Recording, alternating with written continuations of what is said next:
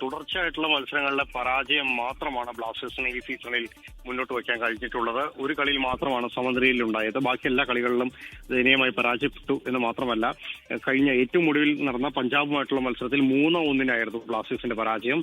ഇത്തരം പരാജയം ഉണ്ടായതോടുകൂടി ആരാധകരുടെ ഭാഗത്തു നിന്നും വലിയ രീതിയിലുള്ള വിമർശനങ്ങളും മറ്റു കാര്യങ്ങളും ഉണ്ടായിരുന്നു. മാത്രമല്ല, ഈ സീസണിലെ കളിക്ക് മുമ്പുണ്ടായ വിവാദങ്ങളെല്ലാം തന്നെ ബ്ലാസ്റ്റേഴ്സിന്റെ ശോഭ കെടുത്തുന്ന രീതിയിലേക്ക് മാറിയിരുന്നു. പ്രത്യേകിച്ച് ഹോം ഗ്രൗണ്ടുമായി ബന്ധപ്പെട്ട വിവാദങ്ങൾ, അതിന് തൊട്ടു പിന്നാലെ ഫീസ് മാച്ച് ഫീയുമായി ബന്ധപ്പെട്ട വിവാദങ്ങൾ, തുടർന്ന് കളിയിലേക്ക് കടക്കുമ്പോഴും കാര്യമായ ഒരു പോരാട്ടം നടത്താൻ ബ്ലാസ്റ്റേഴ്സിന് പലപ്പോഴും സാധിച്ചിരുന്നില്ല. ഇന്നലെ 3-1 ബ്ലാസ്റ്റേഴ്സിന്റെ പരാജയം നടന്നത്.